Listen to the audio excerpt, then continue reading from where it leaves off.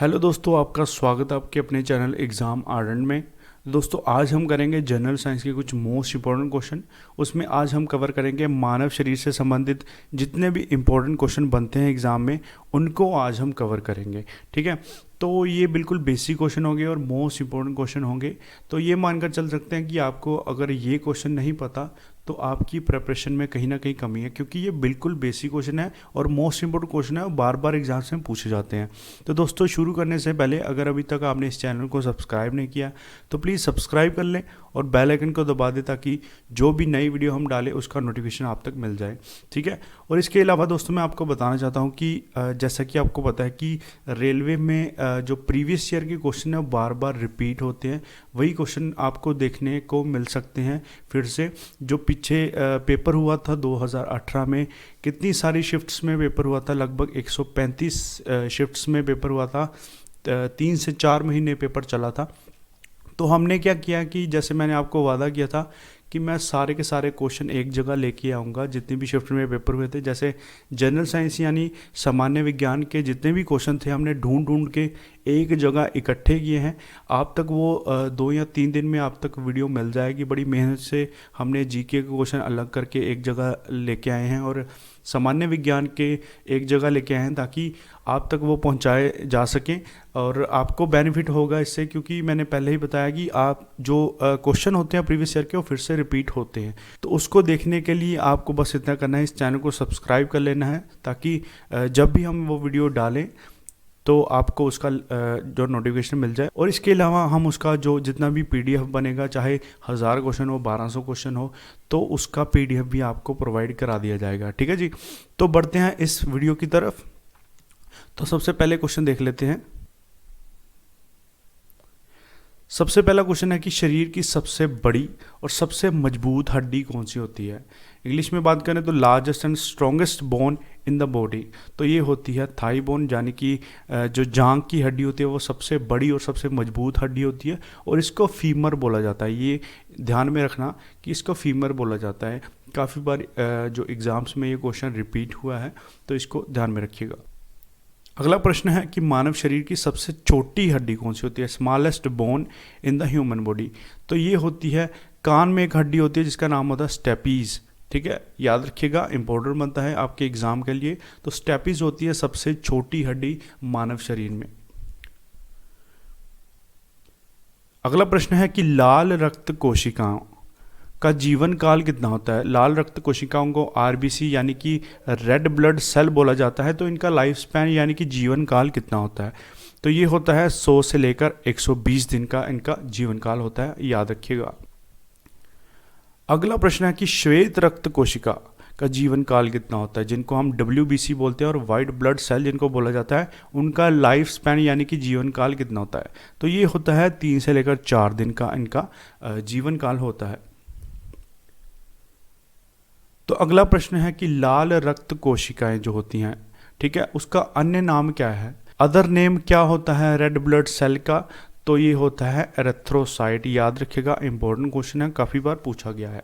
तो एरिथ्रोसाइट होता है रेड ब्लड सेल का नाम। अगर पूछा जाए कि श्वेत रक्त कोशिकाएं जो होती हैं उनका अन्य नाम क्या होता है, other name of white blood cell, ठीक है, तो ये होता है ल्यूकोसाइट। ये क्वेश्चन भी काफ़ी बार पूछा गया है, तो इम्पोर्टेंट बनता है आपके एग्जाम के पॉइंट ऑफ व्यू से। तो नेक्स्ट क्वेश्चन है सबसे बड़ी श्वेत रक्त कोशिकाएं, तो लार्जेस्ट वाइट ब्लड सेल कौन सा होता है, तो ये होता है मोनोसाइट्स। ठीक है, याद रखिएगा, मोनोसाइट जो होते हैं वो होते हैं सबसे बड़ी श्वेत रक्त कोशिका या फिर लार्जेस्ट वाइट ब्लड सेल्स। और इसके अलावा अगर सबसे छोटी श्वेत रक्त कोशिका की बात करें तो ये होती है लिम्फोसाइट्स। ठीक है, याद रखिएगा, इंपॉर्टेंट बनता है। तो लिम्फोसाइट होती है सबसे छोटी श्वेत रक्त कोशिका और मोनोसाइट होती है सबसे बड़ी जो श्वेत रक्त कोशिका यानी कि white blood cells. Blood group की खोज किसने की थी, तो ये क्वेश्चन तो काफ़ी बार पूछा गया है, तो बिल्कुल इंपॉर्टेंट क्वेश्चन बनता है आपके एग्जाम के लिए। तो ब्लड ग्रुप की खोज किसने की थी, तो ये की थी कार्ल लैंडस्टीनर ने। काफ़ी इंपॉर्टेंट क्वेश्चन है, इसको याद रखिएगा, इंपॉर्टेंट मार्क कर लीजिए इसको। तो दोस्तों वीडियो पसंद आ रही है तो प्लीज़ लाइक कर दे इस वीडियो को और सब्सक्राइब भी कर दे अगर नहीं किया तो। मानव शरीर में मूत्र का पीएच, पीएच की आपको पता होगा कि जो पीएच होता है वो हमें बताता है कि कौन सी चीज़, जो कौन सा मटेरियल है वो एसिडिक है या फिर बेसिक है। अगर आपको पीएच के बारे में नहीं पता तो मैं आपको बता दूं कि एक तरह का स्केल होता है जिसमें वैल्यूज़ लिखी होती हैं, और ये मटेरियल की एसिडिक और बेसिक कैरेक्टर को बताने के लिए ये जो इस्तेमाल में लाया जाता है। इसमें क्या होता है कि अगर किसी मटेरियल की वैल्यू 7 से नीचे आती है उसको एसिड या अम्ल माना जाता है, अगर 7 से बड़ी आती है वैल्यू उसको बेस यानी कि शार्प माना जाता है। ठीक है, ये याद रखिएगा।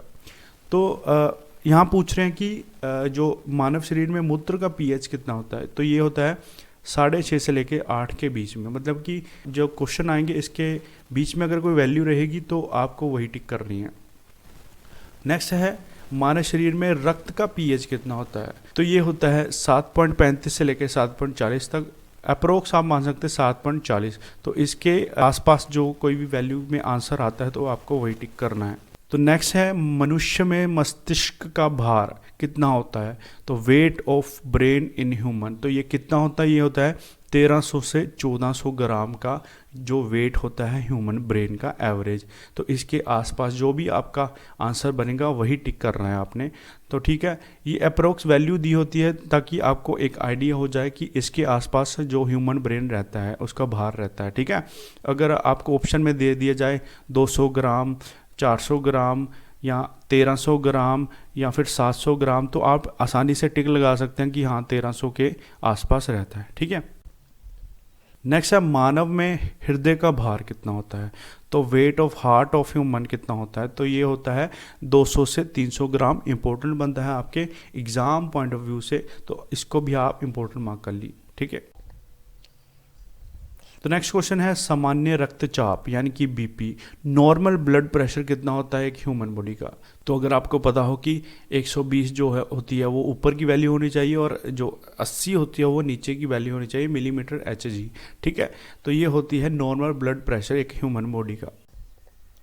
नेक्स्ट है मानव शरीर में सबसे लंबी कोशिका या फिर लॉन्गेस्ट सेल कौन सा होता है ह्यूमन बॉडी में, तो ये होते हैं न्यूरॉन्स। ठीक है, जिनको नर्व सेल भी बोला जाता है। इंपॉर्टेंट है आपके एग्जाम के पॉइंट ऑफ व्यू से, तो इसको याद रखिएगा। तो नेक्स्ट है हमारे पास उचित दृष्टि के लिए न्यूनतम दूरी कौन सी होती है, यानी कि minimum distance for proper vision, मतलब कि कितनी दूरी तक जो हमारी आंखें हैं, मानव शरीर की आंखें, वो कितनी दूरी तक सही तरीके से देख सकती हैं, तो वो होती है 25 सेंटीमीटर तक। 25 सेंटीमीटर का क्या होता है, प्रॉपर विजन होता है, न्यूनतम दूरी होती है किसी भी मनुष्य की आंख। नेक्स्ट हमारे पास है कि मानव शरीर में पल्स दर कितनी होती है, तो pulse rate in human body कितनी होती है, वो होती है 72 पर मिनट। दोस्तों आपको पता ही होगा जो हमारी पल्स रेट होती है वो हमारी दिल की धड़कन पे डिपेंड करती है। ठीक है, तो नेक्स्ट बढ़ते हैं अपने अगले क्वेश्चन की तरफ। तो अगला प्रश्न है कि यूनिवर्सल ब्लड डोनर, तो कौन सा ब्लड ग्रुप जो होता है वो यूनिवर्सल डोनर होता है, मतलब कि ऐसा ब्लड ग्रुप जो सभी को जो अपना खून दे सकता है, ब्लड दे सकता है, तो वो होता है ओ नेगेटिव। ये आपको याद रखना है, इंपॉर्टेंट क्वेश्चन है।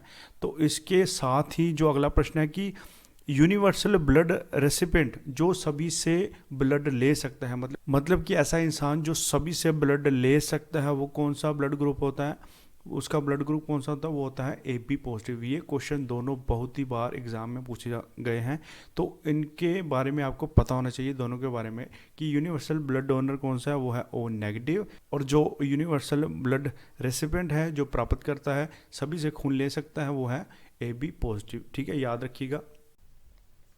तो नेक्स्ट हमारे पास प्रश्न है कि सामान्य शरीर का तापमान कितना होता है, तो नॉर्मल बॉडी टेम्परेचर कितना होता है, तो आप सभी को जो थर्मामीटर में हम देखते हैं वो फ़ारेनहाइट में होता है, मतलब कि 98.6 डिग्री फ़ारेनहाइट होता है। अगर सेल्सियस में पूछ ले तो 37 डिग्री सेल्सियस जो होता है नॉर्मल बॉडी टेम्परेचर होता है और सामान्य शरीर का तापमान होता है। इंपॉर्टेंट क्वेश्चन बनता है आपके एग्जाम के लिए।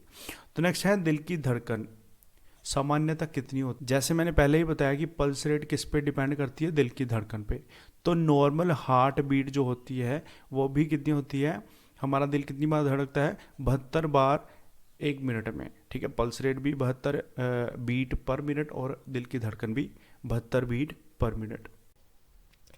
नेक्स्ट है शरीर की सबसे बड़ी ग्रंथि कौन सी होती है। शरीर की सबसे बड़ी ग्रंथि यानी कि largest gland in the body कौन सा होता है, ये होता है लीवर यानी कि जिगर।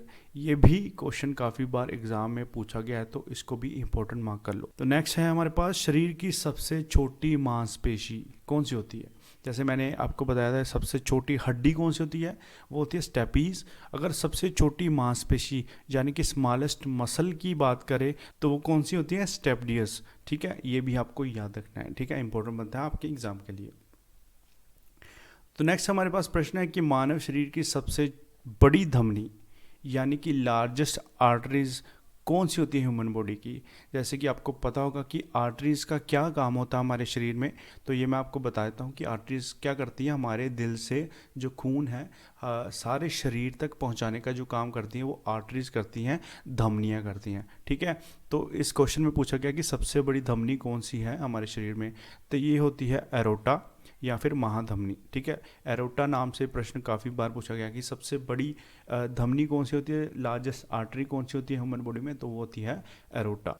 तो इसके बाद हम देख लेते हैं कि मानव शरीर की सबसे बड़ी नस यानी कि लार्जेस्ट वेन कौन सी होती है। तो जैसे मैंने बताया कि आर्टरीज का काम होता है कि हमारे दिल से जो खून है सारे शरीर तक पहुंचाना, ऑक्सीजन वाला खून हमारे शरीर तक पहुंचाना। और वेन्स का क्या काम होता है कि जिस नसों से जो है ब्लड हमारे दिल तक पहुंचता है उन्हें वेन्स बोला जाता है। ठीक है, ये बात याद रखना। तो सबसे बड़ी वेन, सबसे बड़ी नस कौन सी होती है, तो वो होती है इन्फीरियर वेना कावा। ठीक है, ये याद रखना, इंपॉर्टेंट क्वेश्चन बनता है, दोनों ही इंपॉर्टेंट है, काफ़ी बार एग्जाम्स में पूछे गए हैं। ठीक है, तो दोस्तों ये थी आज की वीडियो, आई होप आपको पसंद आई होगी।